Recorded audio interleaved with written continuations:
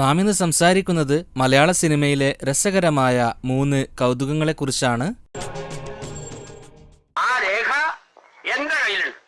കുറച്ച് ഓവറായാലും എല്ലാവരും ശ്രദ്ധിക്കൂ. മൂസ CID മൂസ 2003 ജോണി ആന്റണി സംവിധാനം ചെയ്ത ദിലീപ് ചിത്രമാണ് CID മൂസ. 3 വർഷങ്ങൾക്ക് മുമ്പ് 2000 റാഫി മെക്കാർട്ടിൻ സംവിധാനം ചെയ്ത തെങ്കാശിപ്പട്ടണത്തിലെ ഒരു രംഗമാണിത്. 3 വർഷങ്ങൾക്ക് ശേഷമാണല്ലോ CID മൂസ വന്നത്. അപ്പോൾ എങ്ങനെയായിരിക്കും ആ സിനിമയിൽ അങ്ങനൊരു ഡയലോഗ് വന്നിരിക്കുക? അതും CID മൂസയായി പിന്നീട് അഭിനയിക്കുന്ന ദിലീപിനോട് തന്നെയാണ് ആ ഡയലോഗ് പറയുന്നതും. യഥാർത്ഥത്തിൽ സുരേഷ് ഗോപി പറയുന്നത് 1980കളിൽ കേരളത്തിൽ വൻ തരംഗമായിരുന്ന ചിത്രകഥയിലെ കഥാപാത്രമായിരുന്ന CID മൂസയെക്കുറിച്ചാണ്. കണ്ണാടി വിശ്വനാഥൻ എന്നയാളായിരുന്നു ആ കഥാപാത്രത്തിന്റെ സൃഷ്ടാവ്. 1960കൾ മുതൽ DC കോമിക്സ് അടക്കം മലയാളത്തിലേക്ക് തർജിമ ചെയ്യപ്പെട്ടിരുന്നു. അതിനുശേഷം മലയാളത്തിൽ തനതായി വന്ന ഒരു കഥാപാത്രമായിരുന്നു CID മൂസ. 1997 ഇറങ്ങിയ ദിലീപ് ചിത്രമായ കുടമാറ്റത്തിലും CID മൂസ എന്ന ചിത്രകഥാ പുസ്തകത്തെക്കുറിച്ച് സംസാരിക്കുന്നുണ്ട്. ഇതിന്റെ രണ്ടാം വോളി ഉണ്ടോ? ഔട്ട് ഓഫ് പ്രിന്റാ, സ്റ്റോക്ക് ഇല്ല. പിന്നെ എന്താ ഇവിടെ ഉള്ളേ? CID മൂസ. ആഹാ, CID മൂസ. ആ ചിത്രകഥയിലെ കഥാപാത്രത്തിന്റെ പേരുപയോഗിച്ചാണ് ജോണി ആന്റണി പിന്നീട് സിനിമയ്ക്ക് പേരിട്ടത്. ഞാൻ ഊതി.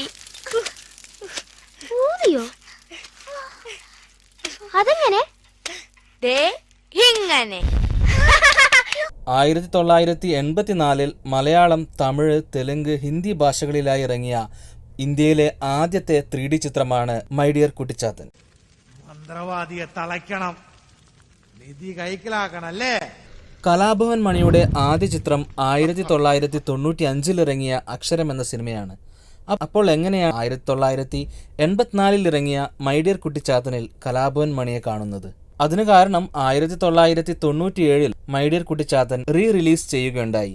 ആ സിനിമയിൽ ചില പുതിയ സീനുകൾ ഉൾപ്പെടുത്തിയിരുന്നു. അതിലാണ് കലാഭവൻ മണി അഭിനയിച്ചത്. അതുകൊണ്ടാണ് അദ്ദേഹത്തെ ആ സിനിമയിൽ കാണുന്നതും. ആ സിനിമയിൽ ജഗതി ശ്രീകുമാർ, നാദിർഷ പോലെയുള്ളവരും അഭിനയിച്ചിട്ടുണ്ട്. 1984 മൈ ഡിയർ കുട്ടിച്ചാത്തൻ ആയിരുന്നു ജഗദീഷിന്റെ ആദ്യ ചിത്രം. 1997 തന്നെ ഹിന്ദിയിലും സിനിമ റിലീസ് ചെയ്തിരുന്നു. കഥയിൽ ചില മാറ്റങ്ങളോടുകൂടി ഊർമിള അടക്കമുള്ള കഥാപാത്രങ്ങളെ അതിൽ ഉൾപ്പെടുത്തിയിരുന്നു. ക്ലൈമാക്സിൽ കുട്ടിച്ചാത്തന്റെ യഥാർത്ഥ ഉടമയായ ഊർമിള കുട്ടിച്ചാത്തനെ കൊണ്ടുപോകുന്നതാണ്. 2010 തമിഴിലും ചിത്രം റിലീസ് ചെയ്തു. ആ സമയത്ത് സന്താനം, പ്രകാശ് രാജ് പോലെയുള്ളവർ അഭിനയിച്ച പുതിയ രംഗങ്ങളും സിനിമയിൽ ഉൾപ്പെടുത്തിയിരുന്നു. പ്രേക്ഷകന് തിരിച്ചറിയാൻ കഴിയാത്ത വിധം വളരെ രസകരമായിട്ടാണ് ഒറിജിനൽ സിനിമയിൽ പുതിയ സീനുകൾ ഉൾപ്പെടുത്തിയത്.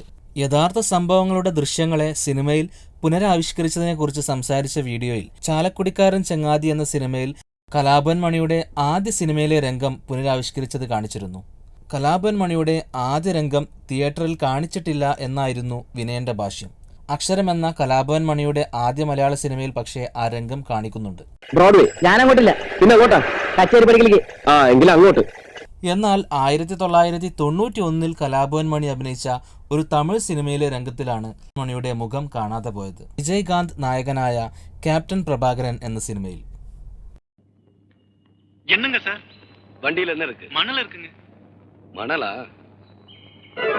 പക്ഷെ നമുക്കിപ്പോൾ കാണുമ്പോഴും മനസ്സിലാക്കാം അത് കലാഭവൻ മണിയാണെന്ന്.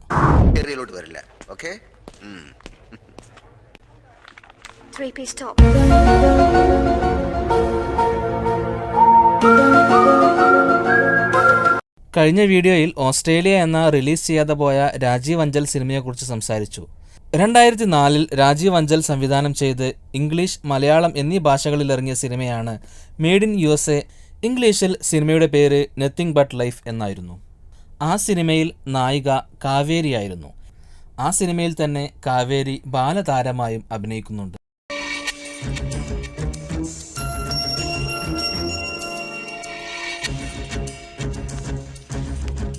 ബാലതാരമായി കാവേരിയെ കാണിക്കുന്ന രംഗങ്ങളെല്ലാം തന്നെ രാജീവ് അഞ്ചലിൻ്റെ ആദ്യ സിനിമയായ 1986 അമ്മാനം കിളി എന്ന സിനിമയിലെ രംഗങ്ങളാണ്.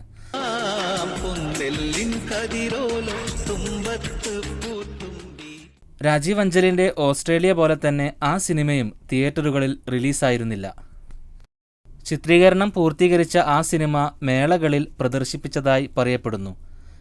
NL ബാലകൃഷ്ണന്റെ ആദ്യ സിനിമയും ആ സിനിമയായിരുന്നു. പക്ഷികളും കുട്ടികളും തമ്മിലുള്ള ബന്ധമായിരുന്നു സിനിമയുടെ ഇതിവൃത്തം. ആ സിനിമയ്ക്ക് വേണ്ടി ചിത്രീകരിച്ച കാവേരിയുടെ കുട്ടിക്കാലത്തെ രംഗങ്ങളാണ് 2004 മെയ്ഡ് ഇൻ USA എന്ന സിനിമയ്ക്ക് വേണ്ടി ഉപയോഗിച്ചത്. ഇതുപോലെയുള്ള സിനിമാ കൗതുകങ്ങൾ നിങ്ങൾക്കറിയാമെങ്കിൽ അവ കമൻറ്റ് ചെയ്യുമല്ലോ. കൂടുതൽ രസകരമായ സിനിമാ വിശേഷങ്ങളുമായി വരാം. പീസ്.